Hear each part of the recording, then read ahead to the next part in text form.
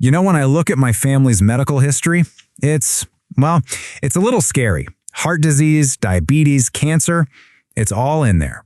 And yeah, it's enough to make you a little paranoid about your own health. That feeling is what sent me down this rabbit hole, trying to figure out what's really going on with our food and these diseases we're all so afraid of. And what I found? Well, it was definitely not what I was expecting. Yep, that was me. I was totally that person, Googling every little ache and pain, following all the official advice. I exercised, I didn't smoke, I ate what I thought was a super healthy diet. I was checking all the boxes to try and dodge what felt like my genetic destiny. Or so I thought. And then I saw this one thing, and it changed absolutely everything. So get this. This wasn't some random blog post. This came from the highest authority you can get, the World Health Organization. They looked at over 800 different studies and came to a shocking conclusion. They put processed meats, bacon, hot dogs, all that stuff in their Group 1 category. That's their highest possible risk level for things that cause cancer. We're talking the same category as cigarettes, as asbestos, even plutonium. Seriously, my morning bacon is in the same club as plutonium. I was just floored. And they put a number on it. According to the WHO, eating just one hot dog or a couple slices of bacon every single day increases your risk of colorectal cancer by 18%. And I'm sitting there thinking, I've been eating this stuff my entire life. So that led me to a question that just seems so obvious. How is this possible? Right? We go to incredible lengths to protect kids from cigarettes. So if these foods are in the same danger category, why are we serving them in school cafeterias? It just didn't add up. I figured, okay, I'll go to the big health organizations, the experts. They've got to have a clear answer for this. All right, so my investigation began. It was time to question the experts. My first stop, the American Cancer Society. I went to their website, fully expecting to see these huge flashing warnings about processed meat. But what I found was, the complete opposite. Okay, this is where things get really weird. The top health organization in the world says these foods cause cancer.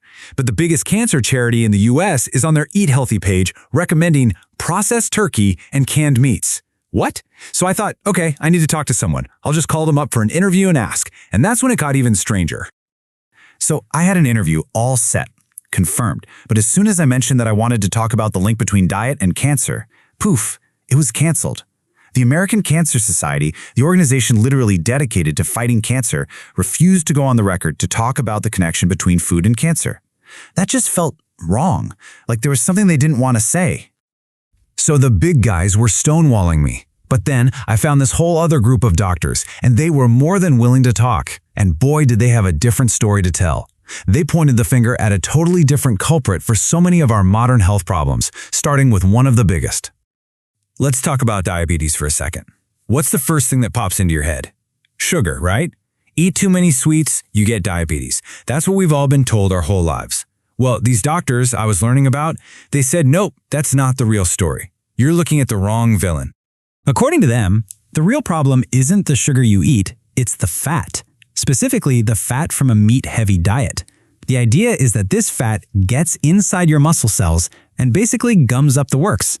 It's like it blocks the door, so the sugar from your food, which is supposed to be your body's energy, can't get in. So where does the sugar go? It just gets stuck in your blood. And that's the core problem of type 2 diabetes. And they've got some pretty powerful data to back this up. A huge Harvard study looked at this and found that just one serving of processed meat a day increased the risk of developing diabetes by, wait for it, 51%. That is a massive number. It's not some small, insignificant link, it's a huge red flag. So here's a simple way they explained it. Think of carbs as your body's preferred, ready-to-use fuel. Your body loves to burn them for energy right away, or it stores them in your muscles for later, like a quick-access fuel tank. But dietary fat? That's a different story. It's way more likely to go straight into your long-term storage, your body fat. Okay, so we have this compelling science, but it still doesn't explain the big question. Why are the major health organizations so quiet about this? Why are some of them even recommending these exact foods? It was time to do something that always seems to reveal the truth. Follow the money. And you won't believe this. I went to the American Diabetes Association's website. The people whose entire mission is to help us fight diabetes. And what's being featured in their recipe section? Bacon-wrapped shrimp. bacon, the very food linked by Harvard researchers to a 51% higher risk of the disease they're supposed to be fighting. It's just wild. And here's where it all starts to make a twisted kind of sense. It turns out these big health charities take millions and millions of dollars in funding from, you guessed it, the big meat, dairy, and processed food companies. The very industries whose products are linked to the diseases these charities are supposed to be combating. It reminded me of this infamous memo from a tobacco company executive years ago. It said, "Doubt is our product." See, their whole strategy wasn't to prove that cigarettes were safe. They just had to create enough confusion and doubt so people wouldn't know what to believe. And the argument here is that the exact same playbook is being used right now with our food.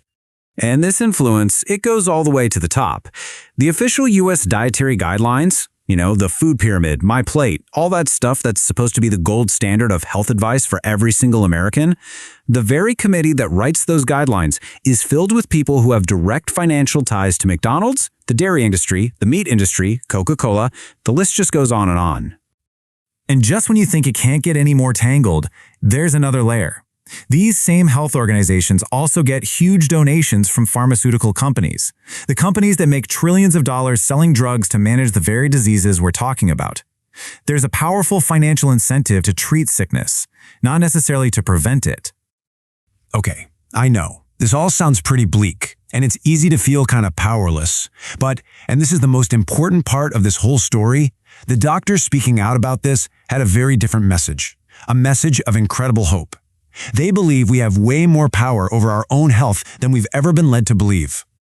And they make some unbelievably bold claims, like this one, that you can actually stop and even reverse heart disease with a plant-based diet. Just think about that for a second. They're saying that these horrible diseases we think of as a life sentence might not be, that we can fight back just by changing what's on our plate. And you see these incredible stories, like Jane Chapman's. She had osteoarthritis so severe she needed a walker to get around. Then she switched to a whole food plant-based diet, and in just 2 weeks, she was off all her medications and walking around freely. It's just a mind-blowing transformation. Now, I know what you're probably thinking, but where do you get your protein? It's always the first question, right? Well, the perspective here is really simple. All protein on planet Earth originally comes from plants. An animal is just the middleman. They ate the plants, and when you eat the animal, you're just getting recycled plant protein. So the argument is, as long as you're eating enough calories from a variety of plants, you're getting all the protein you need. And what's so compelling is that it's not just about one thing, like heart disease or diabetes. The research they point to shows that this way of eating can have a huge positive impact on all sorts of chronic conditions.